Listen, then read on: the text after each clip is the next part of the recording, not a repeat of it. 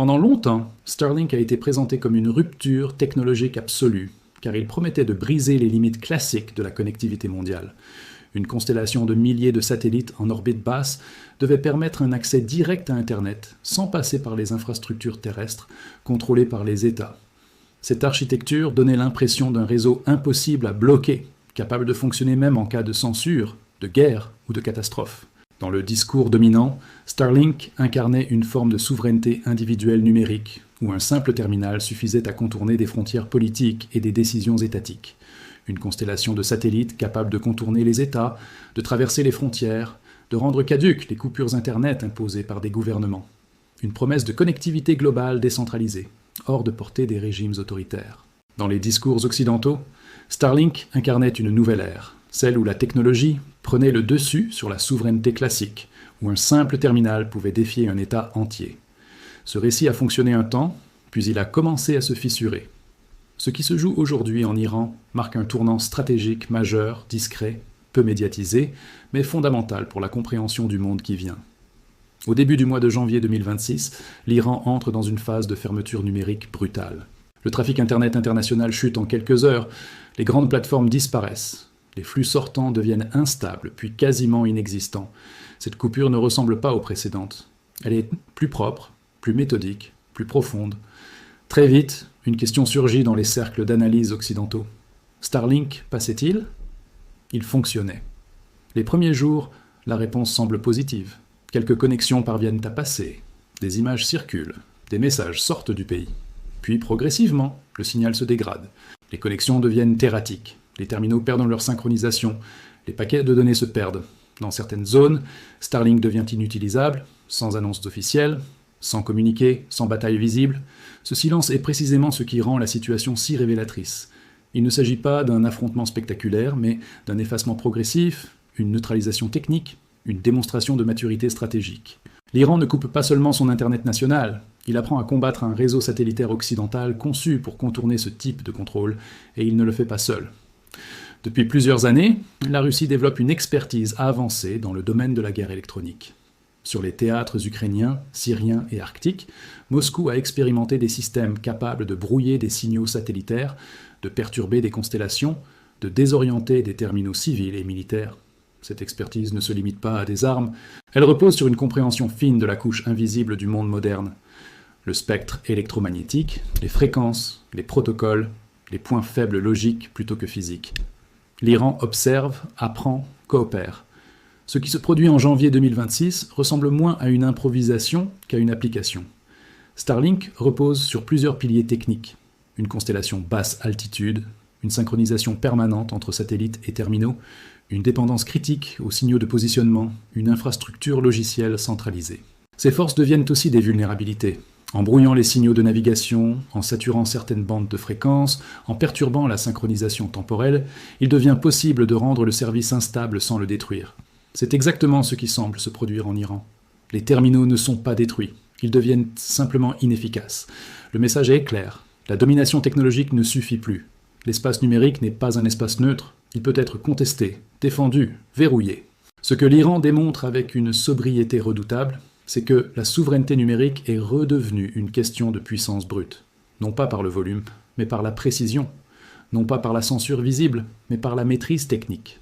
Dans le récit occidental, Starlink est souvent présenté comme un outil humanitaire, un moyen de liberté, un canal neutre. Mais dans la perception des États ciblés, il s'agit d'un vecteur stratégique, un relais potentiel d'influence, un instrument de pénétration informationnelle. L'Iran ne le traite pas comme un simple service Internet. Il le traite comme une infrastructure hostile, et il y répond avec les outils correspondants. Ce basculement change profondément la lecture des conflits contemporains. Nous entrons dans une phase où les guerres ne se déclarent plus. Elles s'installent, elles s'infiltrent dans les couches invisibles. Le ciel n'est plus seulement militaire, il est numérique. Chaque satellite devient un enjeu, chaque faisceau un front, chaque protocole une ligne de faille. La Russie, dans cette configuration, ne joue pas le rôle d'un acteur direct visible. Elle agit comme un fournisseur de doctrine, d'expertise, de savoir-faire. Elle a compris depuis longtemps que le XXIe siècle ne se gagnerait pas uniquement par les chars ou les missiles, mais par la capacité à priver l'adversaire de ses avantages immatériels. Communication, coordination, perception. Starlink concentre précisément ces dimensions. Le neutraliser sans le détruire est une victoire stratégique silencieuse. Ce qui frappe dans la situation iranienne, c'est l'absence de réponse publique occidentale. Pas de démenti ferme, pas de reconnaissance officielle, pas de narration alternative. Ce silence n'est pas anodin, il traduit une gêne. Car reconnaître que Starlink peut être contenu, contourné, affaibli par des États déterminés, revient à admettre que la promesse d'une connectivité invulnérable était exagérée. Or, ce récit est central dans la projection de puissance technologique occidentale.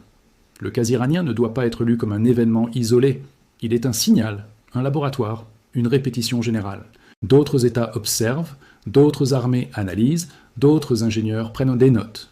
Ce qui fonctionne en Iran pourra être reproduit ailleurs, dans des contextes différents, à des échelles variées. La technologie ne circule jamais seule.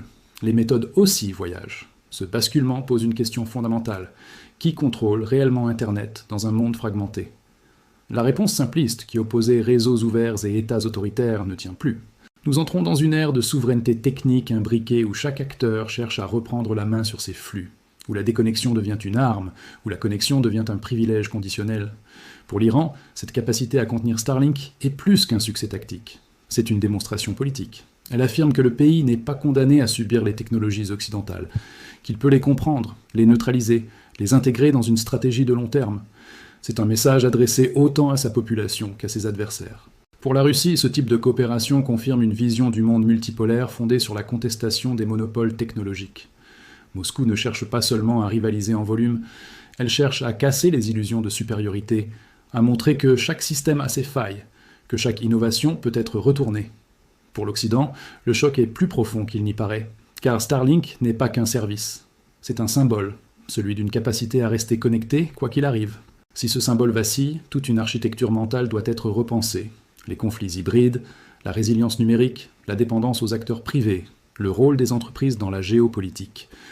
Nous assistons ainsi à la fin d'une certaine naïveté technologique. Le progrès ne supprime pas le rapport de force, il le déplace, il le rend plus subtil, plus discret, plus technique. L'espace n'est plus un sanctuaire, le numérique n'est plus un refuge. Tout devient terrain de confrontation. Ce qui s'est passé en Iran en janvier 2026 ne fera peut-être pas la une des journaux pendant longtemps. Il n'y a pas d'images spectaculaires, pas de destruction visible, pas de déclaration martiale. Et pourtant, cet événement pourrait compter parmi les plus structurants de la décennie, car il montre que même les architectures les plus avancées peuvent être mises en difficulté par des États qui combinent patience, coopération et maîtrise technique.